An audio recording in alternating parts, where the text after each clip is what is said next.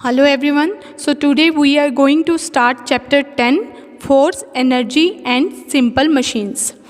So in this video we will discuss about what is force and different type of forces. So let's continue. Force. When Sita and Rohan pushed the cart, they applied a force using the energy stored in their muscles. A force is a push or pull on an object. Sita and Rohan are two characters who push the car, जो कि car को push करते हैं. जब वो एक car को push कर रहे हैं तो उनकी एनर्जी लग रही है उसमें, ठीक है. तो जो भी उनकी मसल्स की एनर्जी लग रही है वो उसे क्या कहते हैं, फोर्स कहते हैं, ठीक है. अ फोर्स इज़ अ पुल और पुश ऑन एन ऑब्जेक्ट. किसी भी ऑब्जेक्ट पर अगर पुश या पुल करने का पुल करते हैं, किसी भी ऑब्जेक्ट को अगर हम खींचते हैं या फिर धक्का देते हैं तो उसमें जो भी एनर्जी लगती है उसको क्या बोलते हैं, फोर्स बोलते हैं. A force can move an object, stop a moving object, change the direction or speed of a moving object and change the shape of an object. किसी भी चीज़ को मूव करना वो उसमें हमारा फोर्स लगता है, ठीक है. किसी भी मूविंग ऑब्जेक्ट को स्टॉप करते हैं उसमें भी हमारा फोर्स लगता है. चेंजिंग द स्पीड और डायरेक्शन, किसी भी मूविंग ऑब्जेक्ट की शेप और डायरेक्शन को जब हम चेंज करते हैं तो उसमें भी हमारा फोर्स लग रहा है. The change the shape of an object, उसमें भी हमारा फोर्स लग रहा है. किसी भी ऑब्जेक्ट, जैसे एक बॉल है, बॉल को अगर मैं पुश करती हूँ या कुछ भी है ना दबाती हूँ या फिर कुछ करती हूँ तो उसमें उसकी शेप चेंज हो रही है तो वो हमारा फोर्स लग रहा है, ठीक है. We apply a force to throw a ball. जब हम एक बॉल को फेंकते हैं तो हमारी फोर्स लग रही है, ठीक है. किसी भी मूविंग बॉल को हम रोकते हैं, स्टॉप अ मूविंग बॉल, तो भी हमारा फोर्स लग रहा है. Move a box from one place to another. जब एक बॉक्स को एक जगह से दूसरी जगह मूव कर रहे हैं तब भी हमारा फोर्स लग रहा है. तो इन सब चीज़ों को करने के लिए, इन एक्टिविटीज़ को करने के लिए हमारा फोर्स लगता होता है, ठीक है. All these actions require us to be in contact और टच विद दी ऑब्जेक्ट. तो ये जितनी एक्टिविटीज़ हैं, throw a ball, stop a moving ball, ठीक है, and move a box from one place to another, इन सारी एक्टिविटीज़ को करने के लिए हमें उस ऑब्जेक्ट को टच करना पड़ता है, ठीक है. Can we move an object without touching it. लेकिन यहाँ पे कुछ ऐसी भी एक्टिविटी हैं, क्या ऐसा हो सकता है, कुछ ऐसी एक्टिविटी हो सकती हैं जिनको हम बिना टच करे कोई भी ऑब्जेक्ट एक जगह से दूसरी जगह पहुँचा सकते हैं. Let's explore. चलो देखते हैं कैसे क्या होता है, ऐसा या नहीं होता, ठीक है. There are two type of forces, contact forces and field forces. दो तरह के फोर्सेज होते हैं, contact forces and field forces. So first we will discuss about contact forces. Contact forces happen when objects touch each other, ठीक है. Contact force कब होता है, जब दो चीज़ें आपस में टच करती हैं. For example, contact forces happen when a person kick a ball, pushes a trolley and lift a bucket, ठीक है. कॉन्टैक्ट फोर्स कब होती है, जब हम किसी बॉल को किक करते हैं, ठीक है. हमारा लेग किससे हो रहा है, बॉल से टच हो रहा है, that is contact force. Pushes a trolley, trolley को टच करके ही पुश करेंगे तब भी हमारा कॉन्टैक्ट फोर्स है. लिफ्ट अ बकेट, बकेट को उठाने के लिए हमारा हैंड यूज़ हो रहा है, बकेट के साथ टच हो रहा है तो उसमें भी हमारा कॉन्टैक्ट फोर्स लग रहा है. These of contact force include frictional forces, muscular forces and elastic forces. तो मतलब यहाँ पे भी कॉन्टैक्ट फोर्सेज के फर्दर टाइप्स हैं. कौन कौन से हैं, frictional forces, muscular forces and elastic forces.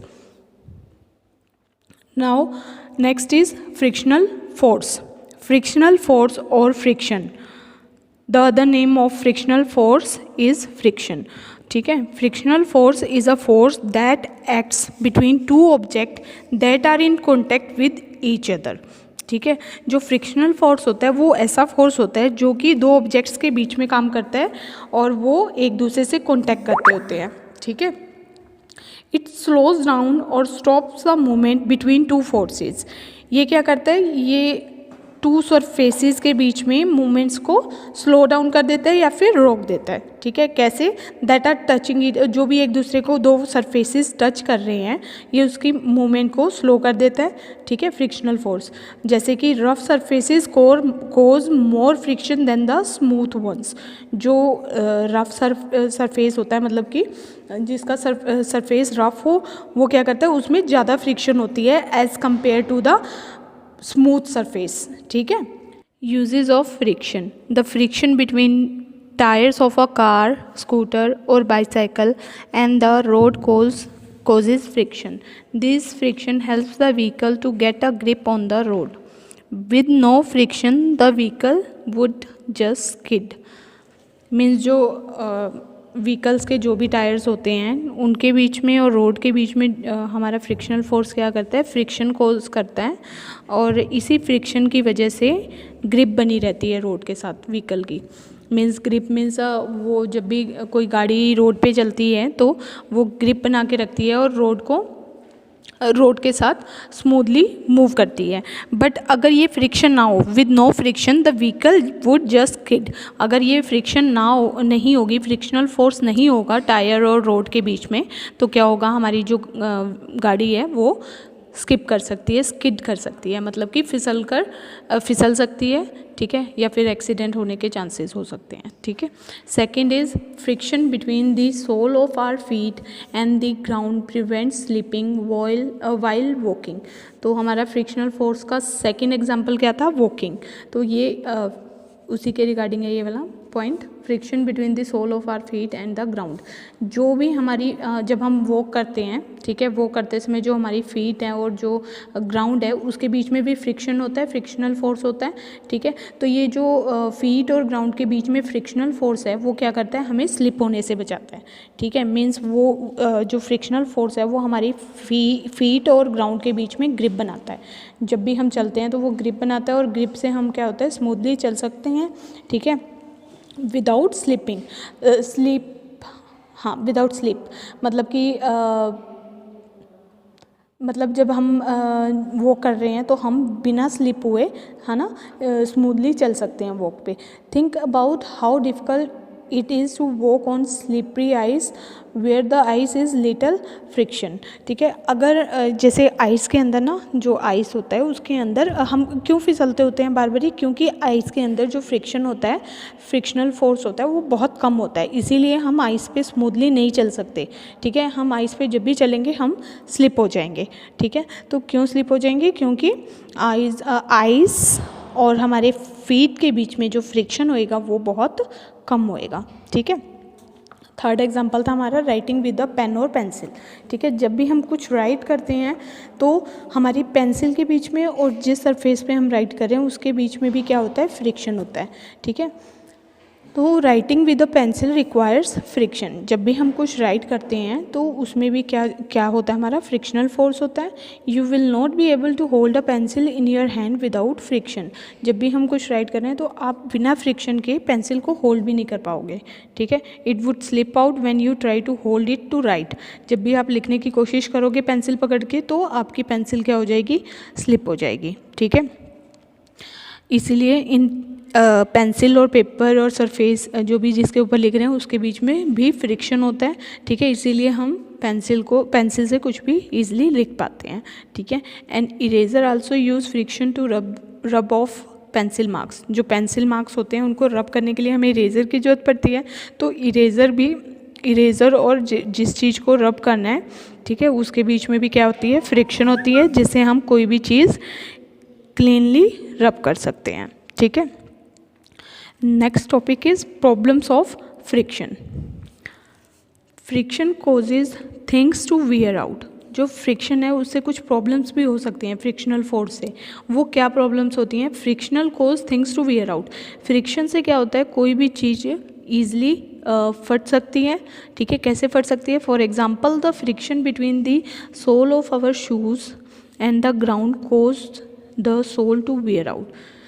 हमारी जो शूज़ होते हैं, शूज़ के बीच में और जहाँ पे हम वॉक कर रहे हैं ग्राउंड के बीच में जो फ्रिक्शन कोज होता है, जो भी फ्रिक्शन होता है उससे क्या होता है, उससे हमारे शूज़ के जो लेसेस हैं, है ना, शू के जो सोल्स हैं, मतलब जहाँ जिस पे हम चल रहे हैं वो हमारे ईजिली और जल्दी फट सकते हैं. Similarly the friction between the tyre of vehicles and the road cause the tyres to wear out.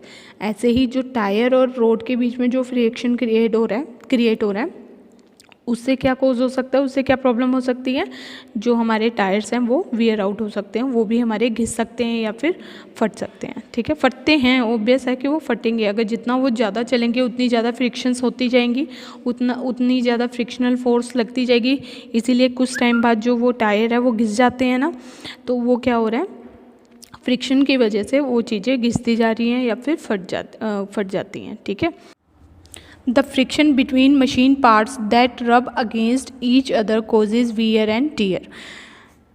जो हमारे पास डिफरेंट मशीन पार्ट्स होते हैं, ठीक है, वो जब आपस में रब करते हैं तो एक फ्रिक्शनल फोर्स क्रिएट होता है। ठीक है, और जब वो मशीन्स काफ़ी पुरानी हो जाती हैं या काफ़ी टाइम बाद उसमें जो भी फ्रिक्शनल फोर्स की वजह से जो भी प्रॉब्लम्स आती हैं, ठीक है, वो क्या कोज करते हैं, वियर एंड टीयर, मतलब वो या तो मशीन्स जल्दी ख़राब हो जाती हैं या फिर वो टूट जाती हैं। ठीक है, तो the wear and tear can be prevented और slow down by reducing friction. तो वो ये वियर एंड टीयर क्यों होता है, क्योंकि उसमें बहुत ज़्यादा फ्रिक्शन होती है। ठीक है, उसकी जो फ्रिक्शन है वो बहुत टाइम तक वो यूज़ होती रही और उसमें उतना ज़्यादा फ्रिक्शंस यूज़ होता रहा, इसलिए वो मशीन्स हमारी ख़राब होगी या फिर टूट गई। लेकिन अगर इसको कम करना है तो हमें क्या करना पड़ेगा, फ्रिक्शन को भी कम करना पड़ेगा। और इस फ्रिक्शन को कम करने के लिए क्या करना चाहिए, this can be done by applying lubricants such as grease over the moving surface.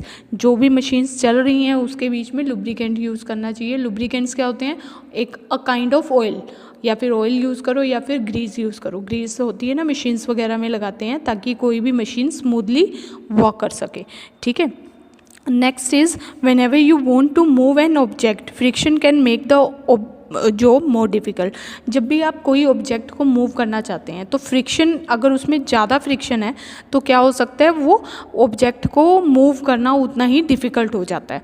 ठीक है, जब कम फ्रिक्शन होगा तो उसको ईजिली मूव कर सकते हैं, लेकिन ज़्यादा फ्रिक्शन क्या करता है, किसी भी काम को करने के लिए और डिफ़िकल्टी क्रिएट कर सकता है। ठीक है, excess friction can make it difficult to slide a box across the floor, ride a bicycle or walk through deep snow।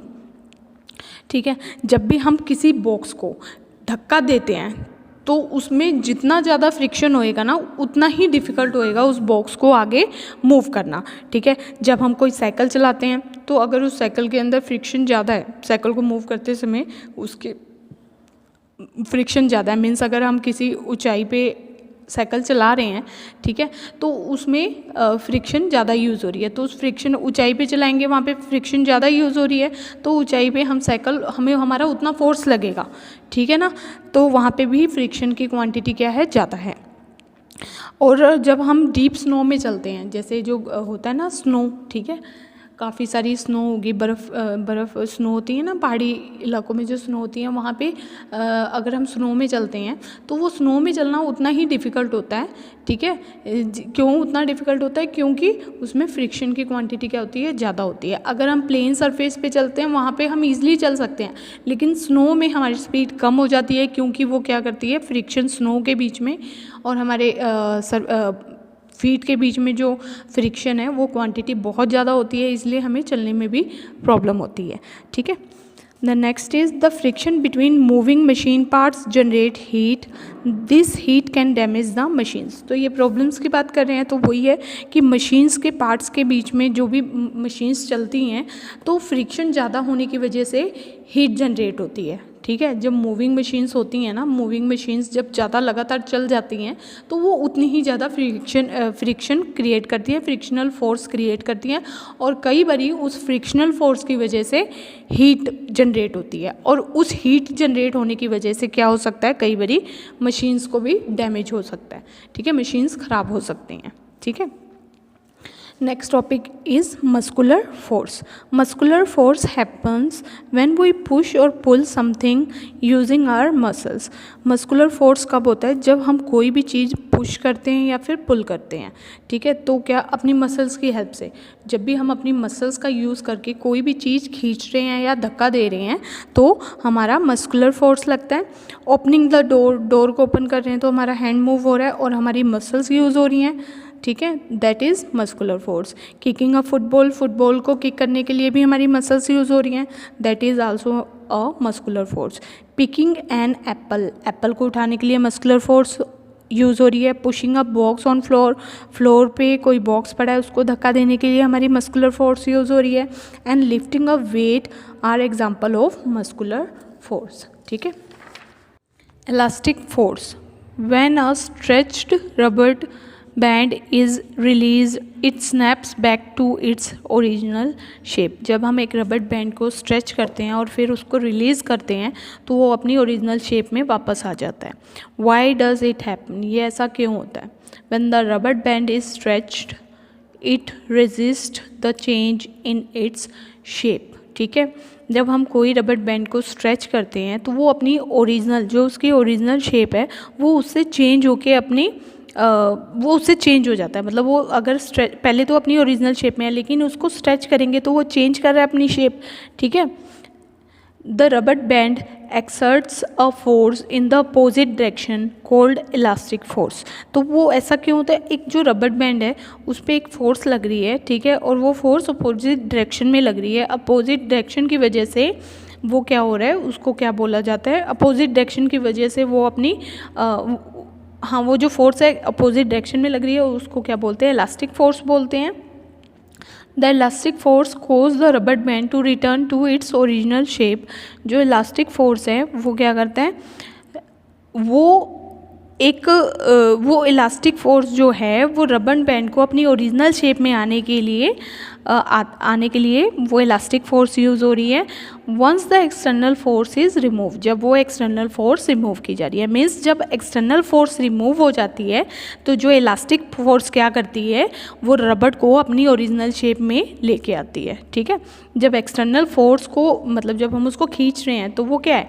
External force है। ठीक है। जैसे ही हमने एक्सटर्नल फोर्स छोड़ी, मतलब जैसे ही हमने रबर को छोड़ा तो वो इलास्टिक फोर्स ने क्या किया? उसको अपनी ओरिजिनल शेप में ले आया। ठीक है।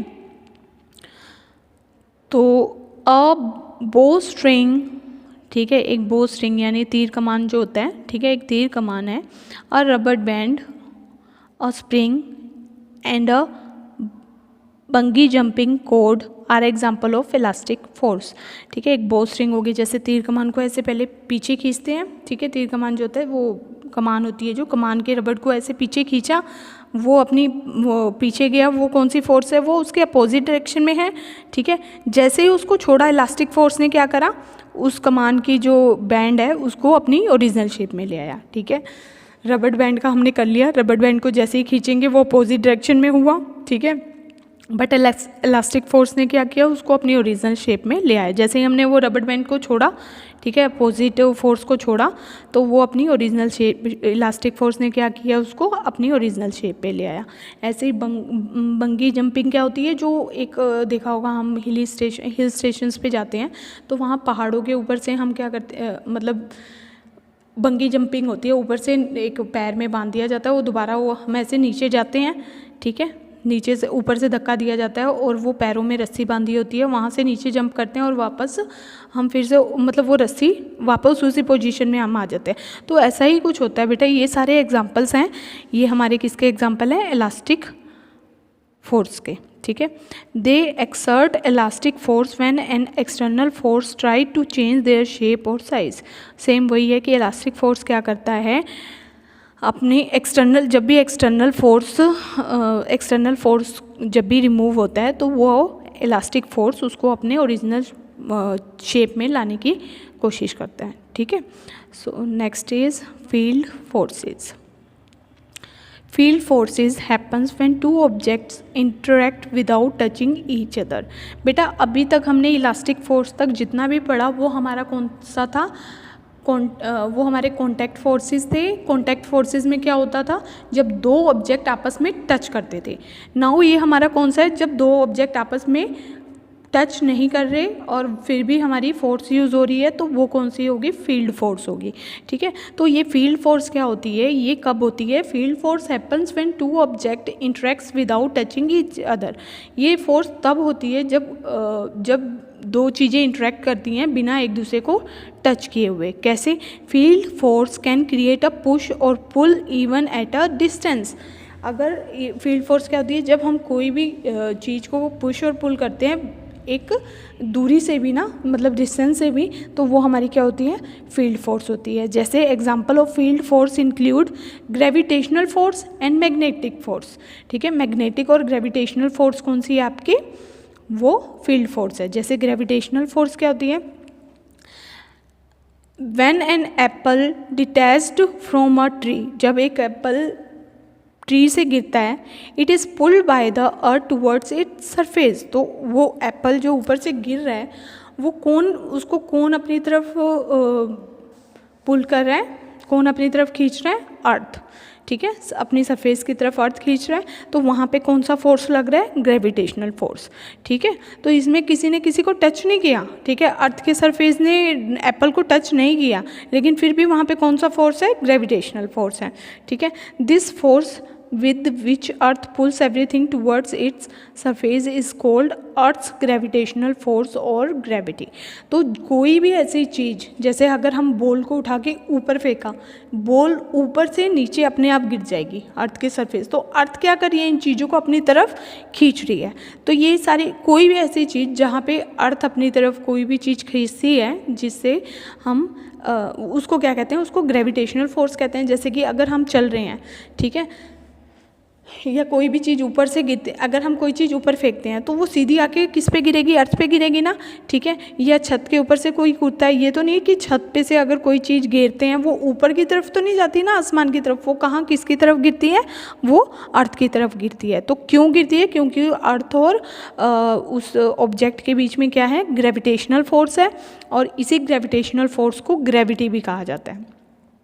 ठीक है, gravity make things fall to the ground. तो ग्रेविटी क्या करता है, कोई भी चीज़ होगी उसको ग्राउंड की तरफ फॉल करता है, मतलब गिराता है। ठीक है, it keep us attach to the ground.